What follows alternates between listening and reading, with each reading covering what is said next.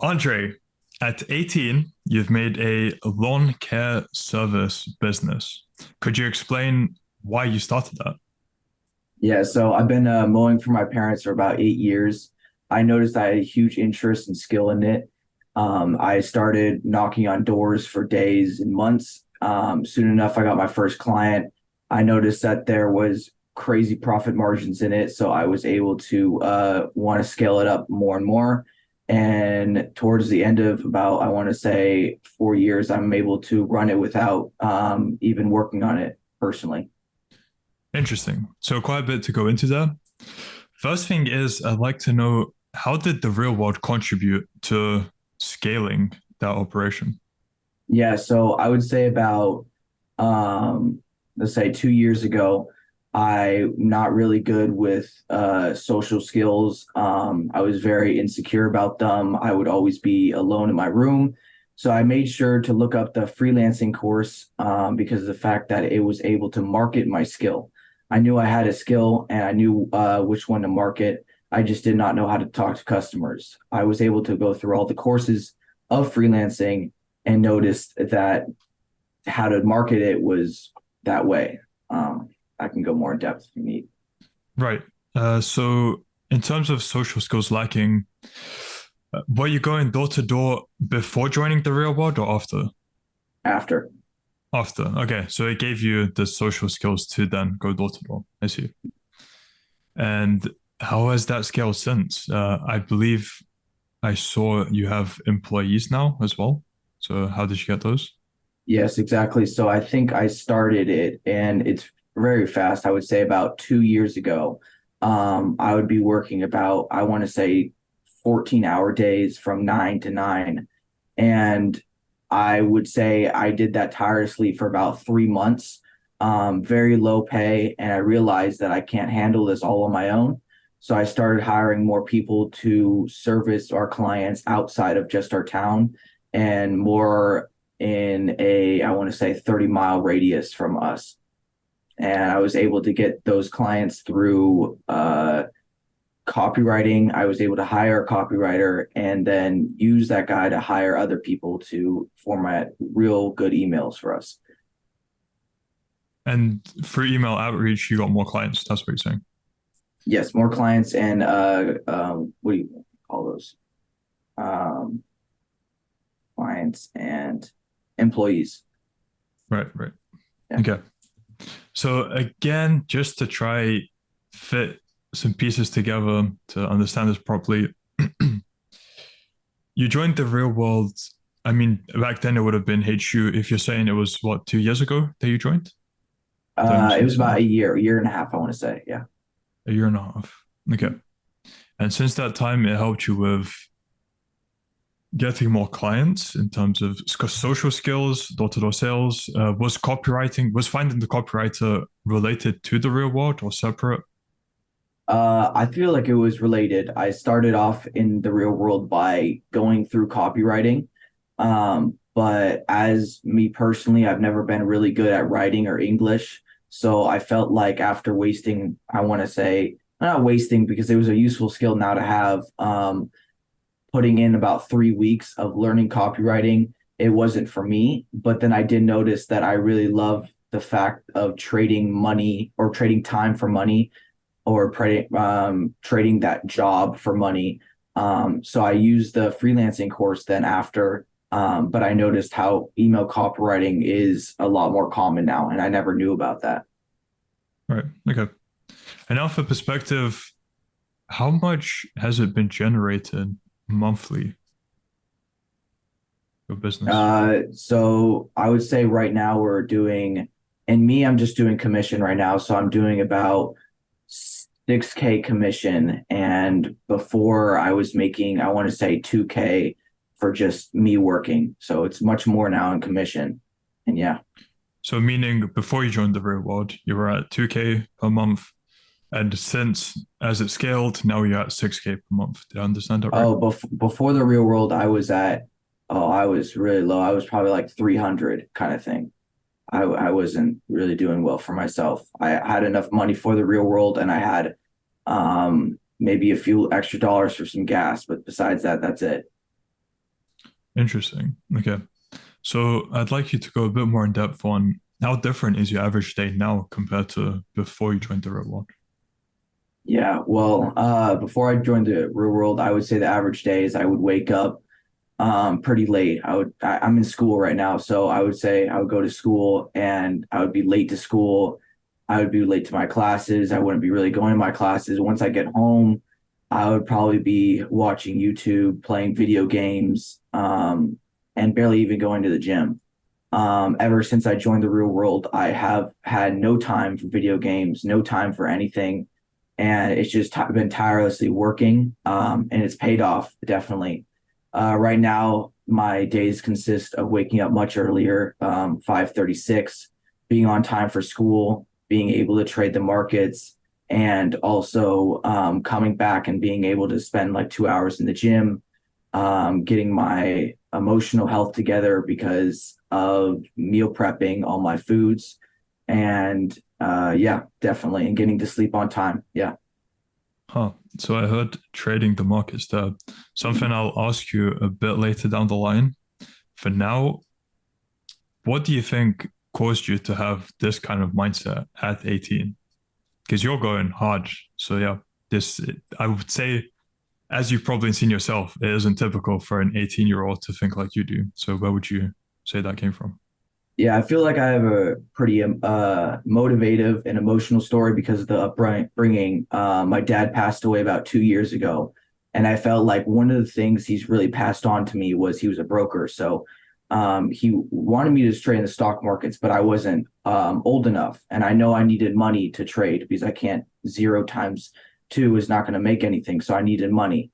And the job I was working at is minimum wage for where I live at, if not below minimum wage. So I know I needed something as a side hustle. I used the freelancing course to go there. And I feel like this whole drive is just to make my father proud of what he made and just to really put out my family name. Definitely. Wow, that was unexpected. Okay. And how would you say has Tate had any kind of impact on that, on your mindset or any kind of influence on you? Definitely. I would definitely say it's the discipline aspect. My father would always talk about discipline, and there's no emotion in this world, because the fact that if you have emotion, then you're not going to be able to accomplish what needs to be done. I've noticed many times that it's hard to focus on work if you're constantly scrolling on TikTok, or if you're constantly using Instagram, or trying to also look at the girl's point of view. I feel like girls are very distracting when you're in your upbringing. I feel like they're a good commodity that comes with when you're successful. But when you're trying to be successful, I feel like it's a distraction that's not needed. And I did not realize that before. And there's all these things I did not realize. But Tate's message, calling me a loser, definitely motivated me to become better, to be a winner. Very interesting. Okay. And what would you say to people who might call that excessive at your age, working so much, trying so hard to achieve things? It might be excessive, and I have had people tell me it's excessive and you don't need it. You need to relax and you need to have fun at the young age. And I could agree with that, but at the same time, I don't agree with that because of the fact that I want to be successful by the age of 30, and I want to live this life. I want to be a hero for my family. And the only way I'm going to do that is going to take years and years. And I don't have time, and I don't have years and years to waste. So I definitely want to get that done as soon as possible. And yeah. Very beautifully put. Now, moving on to wow, okay, that was a lot. Very well, again, very well Thank you. said by you. Just want to say that. And okay, now I'll move on to what I said about trading. You brought up trading. When did you start that? Yeah, I started trading, I want to say learning trading, like 4 months ago. Yeah. Is that through the And real world? yes, through the professor and through the real world. Yep. And yeah, And I how's that been want to, going? yeah. Let's see here. So 2 months it took me to about learn. And I want to say it's been really hard because I had to handle the side hustle, the lawn care service on the side. So learning all the information at first was very confusing. but he puts it very beautifully because of the fact that it's so simple to learn. His slideshows are amazing. Everything is just perfectly simply put. And he's a great professor. Everyone in that campus is motivating for you to keep going and going and going. I want to say I started paper trading about a month ago.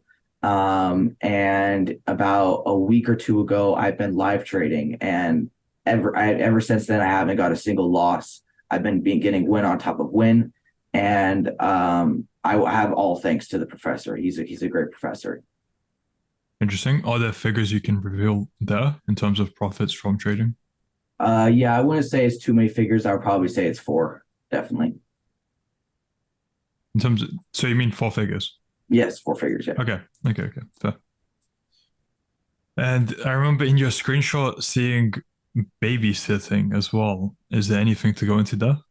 Yeah, so that's a funny story. I had when I was doing a lawn care service for one of my clients, they were going out of town for about 2 weeks and they needed a babysitter last minute. They asked me as the lawn care service person if I was willing to babysit. At first I was because I was inclined about how much they were going to pay. But then I realized after one trial with babysitting, I was not in part of it. So I asked one of my girlfriends to go there and babysit for me, and I'll give them this as I get a commission for it. And they agreed. They had a great time themselves, and then I had a great time myself because I was earning some money for it. But yes, that was the story of how I got into babysitting in a way. Yeah. Okay. So lawn care, babysitting, and trading at 18 while going to school. Yes. Yes. Interesting. Okay. Now, what would you say has the community had any kind of impact on you from the real world? Yeah, the community is amazing. I've been able to I was at first I didn't think I was going to network at all during the real world, but it's amazing how fast and easy it is to network. There are 200,000 students and I'm only one of them. And you can just imagine how easy it is to click with one person. I was able to click with one person in the freelancing course, and I was able to click with one person in the stock campus course. Now I have people overseas, and I have people here in the U.S. And I feel like the impact is amazing because of the fact that whenever I had troubles in stocks, I was able to talk to one of my friends overseas in stocks, and he was able to help me instantly. That network is really what helped bring me to the point I'm at because of the fact that not everything is on YouTube. Everyone says everything is on YouTube, and it's not. There's things that you have to find outside through books, maybe, or through also other people, because the only way you're going to learn is learning from someone that's actually had a personal experience in that niche. Mhm. Okay. And in terms of the people you've met and the people you've seen around in the real world, is it different to what you see in real life in terms of the people you're around? Yes, definitely. I don't know how to say this, but in the real world, you want to think of people always trying to do the best for themselves. And I know I can talk personally with my life. I've been around the loser friends where they smoke weed all day and don't do much with their lives. And I maybe find one or two people in my school that actually have the same ambition as me. But again, no one has the same ambition as anyone in the real world. People in the real world are unmatched. Like you will not find anyone else anywhere else inside or outside of the real world and or besides. Yeah, exactly. Right. And I guess a testament to that is all the wins you see in the wins channels just constantly flooding through. Yes. Right. Did that have any kind of impact on you, or would you say you're already motivated enough before? Yeah, so I definitely looked at the wins, and at first I was like, wow, this is amazing. And the amount of wins, they start off so small, but if you talk to the same person, they get so big within weeks, within days. And I feel like that's the one that's motivating. Seeing all those wins might not be as motivating, but if you message one of the people there and you say, "Oh, hey, you only made a $300 win," but then in a week from there, he's made $2,000 win, $3,000 win, depending on what it is. the time aspect is what's really motivating, how quickly they did it. Right. Great perspective. Completely agree. And now going on to a bit of a trickier question, I'm wondering what your answer will be for what have been the three biggest lessons you've learned from your time in the real world? Ooh, yeah. Definitely number one is bad habits. That is hugely for me because of the fact that before I was in the real world, I want to say I had 5 to 10 bad habits. And that is why I feel like it took me so long to succeed in the real world was because I was always procrastinating and using bad habits, whether it be mindlessly scrolling, doing drugs that are not for me, or creating crazy dopamine effects where I play video games for hours. I was listening to the personal finance professor, and he was talking about you can't have these bad habits and you can't have that the way you have to take them out is through discipline. So I want to say bad habits and discipline is definitely number one, where you just have to stick through it. No matter if there's no motivation, no matter if you're tired, you have to stick through it. That's the only way you're going to succeed. It's rough at the start, but towards the end and when you're going through it, if you enjoy what you want to do, it'll definitely be easy. But trust me, I didn't enjoy half working 40-hour weeks or 60-hour weeks. It's just you got to stick through it. That's definitely number one. Let's see here. Number two. Number two is definitely the fitness aspect of the real world. When you go in the real world, you're thinking, okay, I'm just going to make money. I'm maybe going to network with a few people, but you don't notice that there's a fitness aspect in it. There's a nutrition plan. There's a personal trainer type thing on online, and that I didn't notice at first. And that is one of the main things that motivated me to get back into the gym. So definitely learning the aspect of having good nutrition, but also having good personal health. That's definitely number two. Let's see here. Number three. Number three, I'm going to talk, bring it to the stock market real quick, is that stock markets never lie, but people always lie. Or not, people don't always lie, but they have opinions, basically. And at first, I didn't realize that.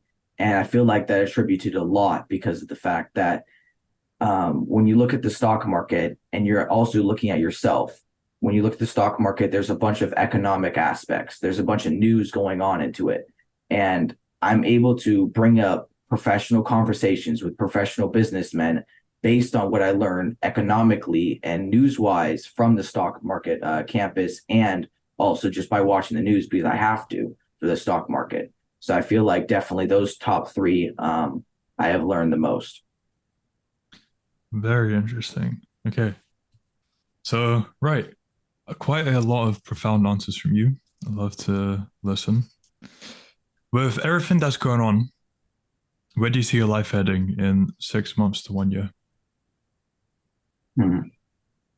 I know I got college next year, so I want to say that it's a more light college. So I know I'm going to have more time than possible, but at the same time, if I create income of let's say 10 to 15K a month, I know that college might not be the route for me because I have found something new to guide me.